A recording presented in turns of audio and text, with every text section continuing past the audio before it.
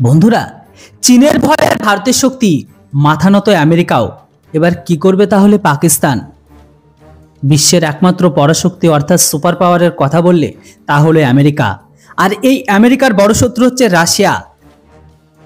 সেই সোভিয়েত আমল থেকে চলে আসছে দুই দেশের মধ্যে শত্রুতা। তবে বর্তমান সময়ে আমেরিকার কাছে রাশিয়ার থেকে বড় চ্যালেঞ্জ হয়ে দাঁড়িয়েছে চীন। কমিউনিস্ট লাল চীনের সাথে সম্মর না হলেও শুরু হয়েছে বাণিজ্যিক যুদ্ধ। রাশিয়ার বিরুদ্ধে যেমন তারা ন্যাটো খাড়া করেছে, চীনকে চাপে রাখতে তৈরি করেছে কোয়াডের সদস্য সংখ্যাও 4। এই দেশগুলোর মধ্যে আছে আমেরিকা, ভারত, জাপান, এমনকি অস্ট্রেলিয়া। চীনকে চেপে ধরতে কোয়াড তৈরি হলেও এই সংগঠন শুরুটা মোটেও সহজ থাকেনি। ইরান ও উত্তর কোরিয়ার নিউক্লিয়ার কর্মসূচিকে নজর রাখতে বেজিংকে সমর্থন দরকার ছিল ওয়াশিংটনের। তৎকালীন সময়ে আমেরিকা তাই কোয়াডের গঠনের ওপর খুব বেশি চাপ না দেওয়ার নির্দেশ দেয়। এই বিষয়টা নিয়ে আলোচনা চলেছিল জয়পুর লিটারেচার ফেস্টিভ্যালে। বক্তা ছিলেন প্রাক্তন পররাষ্ট্র সচিব শ্যাম শরণ। তিনিও বলেছিল, বহু সময় নিষ্ক্রিয় থাকলেও 2017 সালে চীনকে টক্কর দেওয়া পুনরায় সক্রিয় হয় কোয়াড। 2017 সালে ডোনাল্ড ট্রাম্প আসার পর সংগঠনটি পুনরায় সক্রিয় হয়ে ওঠে। আর এই সংগঠনের 4 দেশ থাকলেও মুখ্য ভূমিকায় ভারত এমনকি আমেরিকা।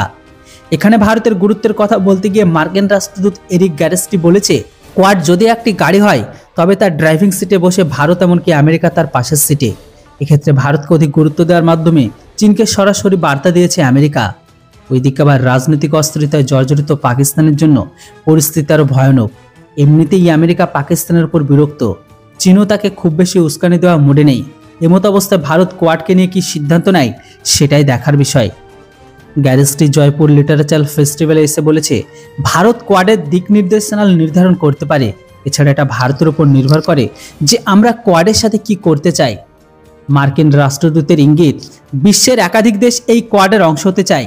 তিনি এও বলেন, দ্বিপাক্ষিক সম্পর্ক সবসময় জটিল, কিন্তু যখন সবকিছু সরাসরি হয় তখন উভয় দেশ একে অপরের প্রতি একটু বিরক্ত হয়ে যায়।